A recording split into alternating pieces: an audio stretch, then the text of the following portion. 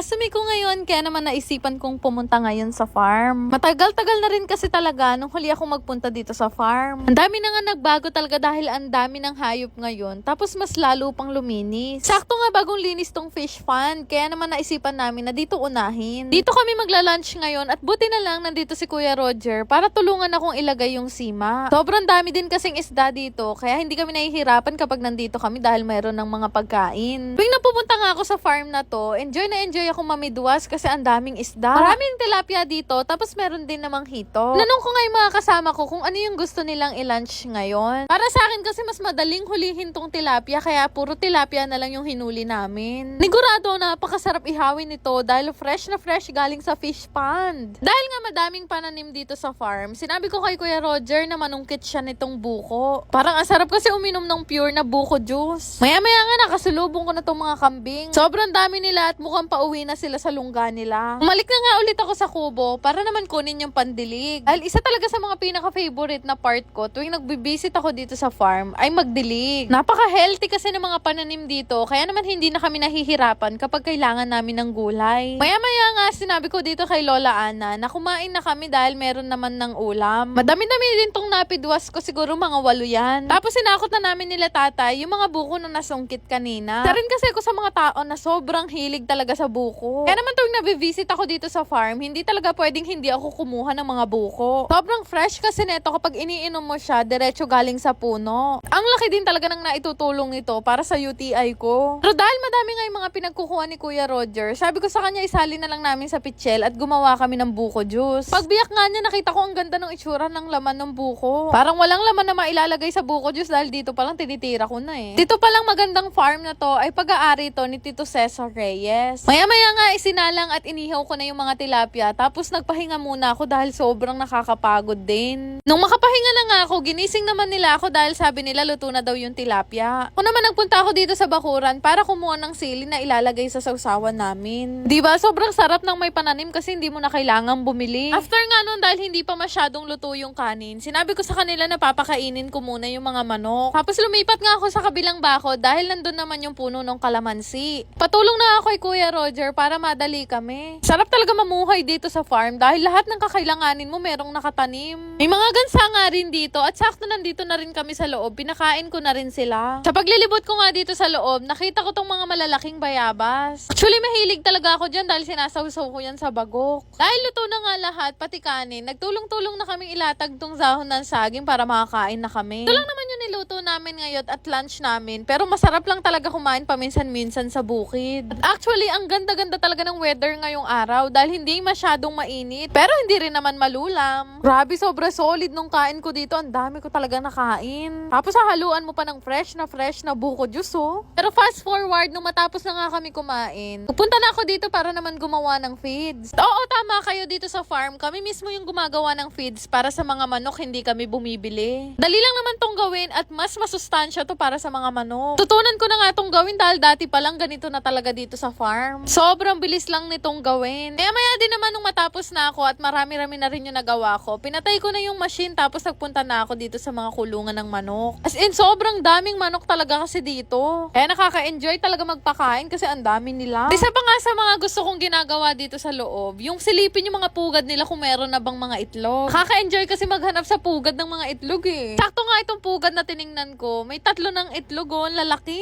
Tapos yung mga itlog naman na to, ito yung mga pinaghihiwa-hiwalay namin para ma-separate yung mga ilalagay sa incubator. Sobrang daming manok dito sa farm kasi may incubator din. Dito lang namin sila inilalagay, tapos bibilangin na lang namin yung araw kung kailan sila mapipisak. Grabe nga, nakakapagod yung mga pinagagagawa ko, pero napakasarap talaga mamuhay dito sa farm. Gusto nyo rin bang kumita habang naglalaro? Download nyo na rin tong Aurora game. Click nyo lang yung register para makagawa kayo ng account. Gayang mobile number, mag-create ng password at yung OTP na marireceive nyo. Ganun lang kadali gumawa ng account at pwedeng-pwede na kayong mag-cash in para makapaglaro. Napakadali lang din naman mag-cash in. Ilalagay nyo lang naman ang inyong GCash account name, GCash number at yung login password. Napakadaming laro na pwede mong pagpilian dito. May guess size, toss coin at Benson WD. Pero isa sa mga madalas ko talagang laruin, itong color game. Bukod sa madali ang mechanics nito, mabilis lang din kumita dito. Para ka lang kasi naglalaro sa perya, pero ang kinaganda dito, hindi mo na kailangan lumabas. Grabe guys, sobrang dali manalo dito sa Aurora game. Isa sa may nakamadaling pwedeng laro pa dito ay itong Dragon and Tiger. Ito lang naman din kasi yung pagpipilian mo dito. Mimili ka lang naman kung Dragon, Tiger, or Tie. Sarap nga tumaya dito kasi ang laki ng napapanalunan. Tipin nyo, sa isang taya, minsan nananalo talaga ako ng kulang 2,000. Kapag ka nga nananalo na ako ng malaki, syempre nagka-cash out na ako. Yung kinashin ko nga kanina na 100 pesos, napalaki ko siya ng 10,000. Sobrang dali lang din naman mag-cash out. Lalagay mo lang naman yung GCash information mo at wag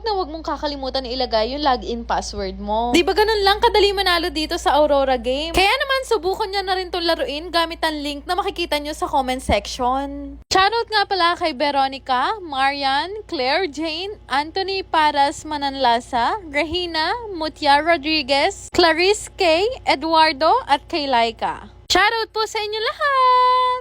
Yan lang naman. Salamat!